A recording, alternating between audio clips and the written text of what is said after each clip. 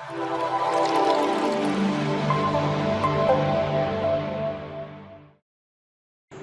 Students, कैसे हैं आप सब। स्वागत है आप सबका आपके अपने YouTube चैनल पर जिसका नाम है टीच स्मार्ट। अगर आप पहली बार चैनल पर विजिट कर रहे हैं तो वीडियो को लाइक, शेयर और सब्सक्राइब करना बिल्कुल न भूलें। और हमारे इससे पहले की सारी वीडियोस देखने के लिए आप डिस्क्रिप्शन में दिए गए लिंक पर जाकर हमारी प्लेलिस्ट देख सकते हैं। तो चलिए बच्चों, शुरुआत करते हैं हमारी आज की इस कहानी की। और कहानी का नाम है पढ़ना कलम। नाम सुनकर ही कहानी का इतना अच्छा लग रहा है, लेकिन कहानी में क्या है ये तो पढ़कर ही पता चलेगा।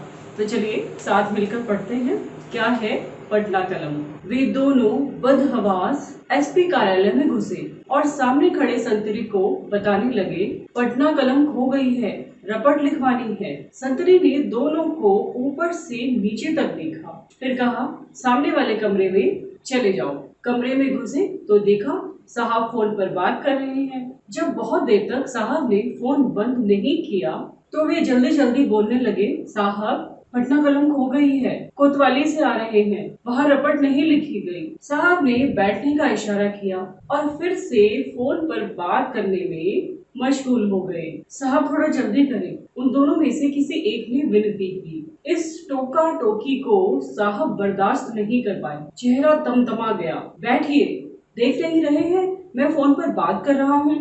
दोनों ने एक दूसरे को देखा और सिर झुका लिया। साहब ने लंबी बातचीत करने के बाद फोन रखते हुए कहा, कलम खोने की रपट लिखाने आए हैं आप? कलम ही थी, इधर उधर रख दी होगी, जाइए आसपास खोजिए, मिल जाएगी। जब वे टस से मस नहीं हुए तो साहब ने पूछा, क्या बहुत कीमती कलम थी?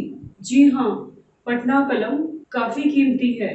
दूसरे ने बात को आगे बढ़ाया, पटना कलम ऐतिहासिक कलम है, यह लगभग 200 वर्षों का इतिहास समेटे हुए है।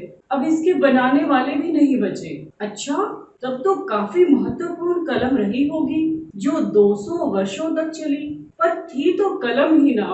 पहले ने एक सांस में फिर से साहब को समझाना शुरू किया, साहब आप जिसे सिर्फ कलम समझ रहे हैं वह लिखने वाली कलम नहीं थी, बल्कि एक नायाब चित्र शैली थी पटना की, जिसमें यहाँ के जनजीवन, रहन सहन, रीति रिवाज, जन्म मरण आदि को चित्रों के माध्यम से दर्शाया जाता था। अच्छा, तो ये बात है। साहब को बात कुछ कुछ समझ में आने लगी। दूसरे ने बात को उत्साह पूर्वक आगे बढ़ाया, इस शैली के चित्रकार तुलिका से लेकर रंगों तक का निर्माण स्वयं करते थे। कागज, हाथी दांत और अभ्रक पर चित्र बनाते थे। लघु चित्रों में आम आदमी और उसके रोजनामचे। साहब ने बीच में ही बात काटते हुए कहा, ऐसे कहिए ना कि चित्र खो गया है। बताइए किस कलाकार का चित्र था? बहुत सारे कलाकार थे साहब। शुरुआत में हुलास लाल थे, फिर जयराम दास, झुमक लाल, फकीर चंद लाल, टुन्नी लाल, शिवलाल, शिवदयाल, मुकुंद लाल, गोपाल लाल, गुरु सहाय लाल, बन्नी लाल, कन्हैया लाल, जय गोविंद लाल, लक्ष्यो बीबी, सोना कुमारी, बहादुर लाल, यमुना प्रसाद, महादेव लाल, ईश्वरी प्रसाद वर्मा। रुकिए रुकिए, साहब हड़बड़ाकर बोले, इतने आदमी थे तब तो काम आसान हो गया। वह कैसे? इनमें से किसी एक को झट से पकड़ लीजिए और चट से एक चित्र बनवा लीजिए। मगर साहब पहले ने कुछ कहना चाहा तो दूसरे ने रोक लिया। चुपचाप बाहर आकर दूसरे ने पहले को समझाया, मैंने तुमसे कहा था ना कि यहाँ आने से कोई फायदा नहीं। पटना कलम को वापस लाना साहब लोगों के वश की बात नहीं, हमको ही ये काम करना होगा। दोनों निकल पड़े ऐतिहासिक धरोहर को ढूंढने। तो ये थी हमारी कहानी पटना कलम। देखा बच्चों आपने, पटना कलम के बारे में आपको जानने को मिला कि क्या है पटना कलम।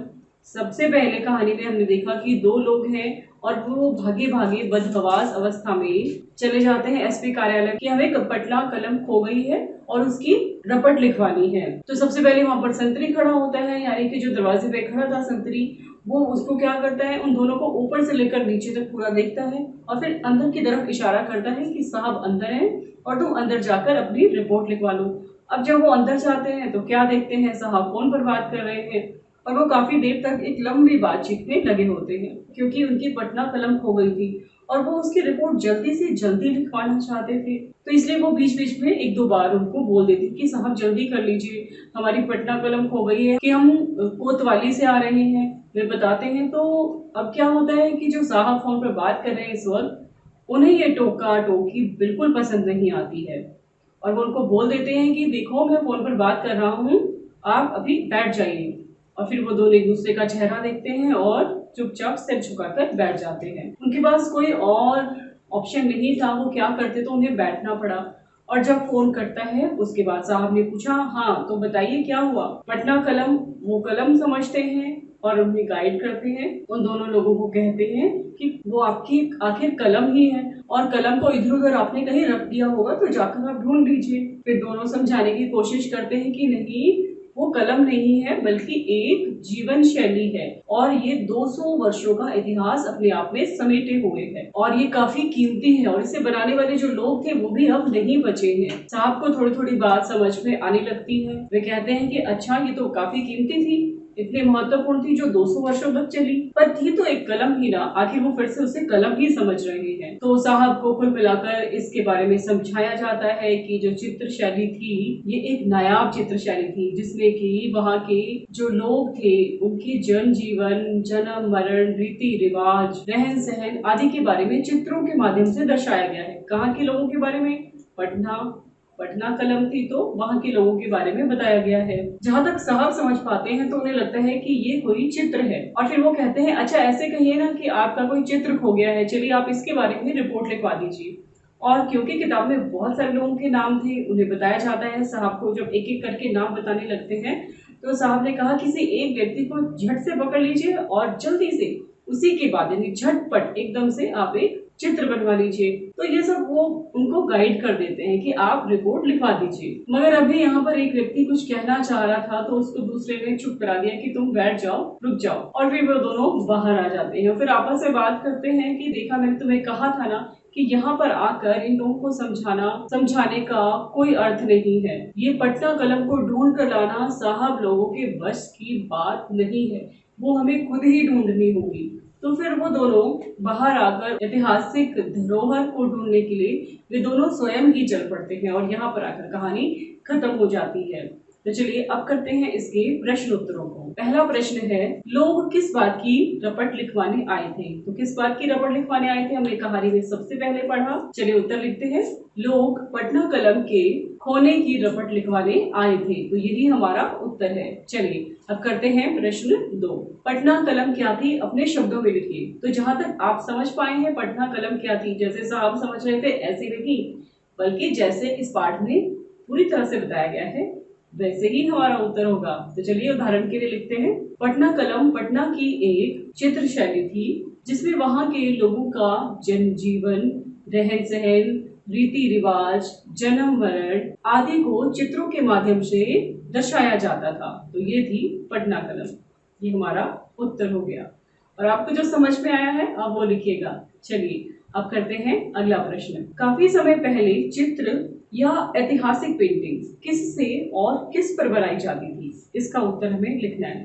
तो चलिए इसके बारे में आप भी और जानकारी इकट्ठी कीजिएगा। उदाहरण के लिए उत्तर हम यहाँ लिख रहे हैं, जैसे किसी धातु पर, कांच पर, कागज पर, हाथी दांत, अभ्रक पर, पत्थरों पर, गुफाओं की दीवारों पर, चीनी मिट्टी की चीजों पर, निर्माण सामग्री पर, जैसे कि मिट्टी की ईंटें, ये निर्माण सामग्री। तो ऐसी बहुत सारी चीजें थी जिन पर चित्र बनाए जाते थे ऐतिहासिक समय में।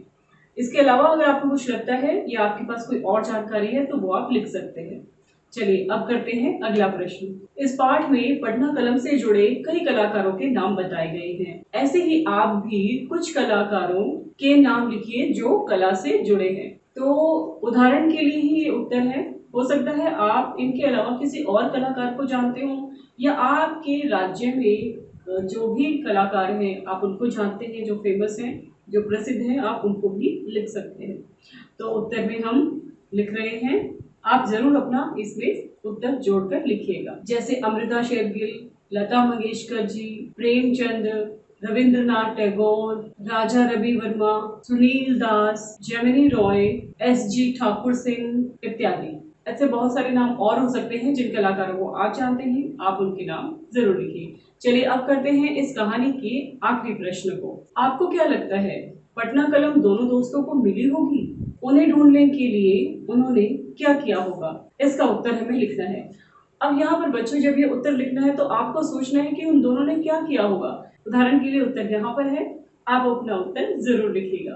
तो उत्तर कुछ इस प्रकार से है। हमें लगता है कि उन दोनों को पटना कलम नहीं मिली होगी। दोनों ने उसे ढूंढने में बहुत मेहनत की होगी। लोगों से पूछना, अखबार में खबर छपवाना, पोस्टर लगवाना और हर जगह उसे तलाश करना, काफी मेहनत उन्होंने की होगी और इतनी कीमती चीज का मिलना मुश्किल ही रहा होगा।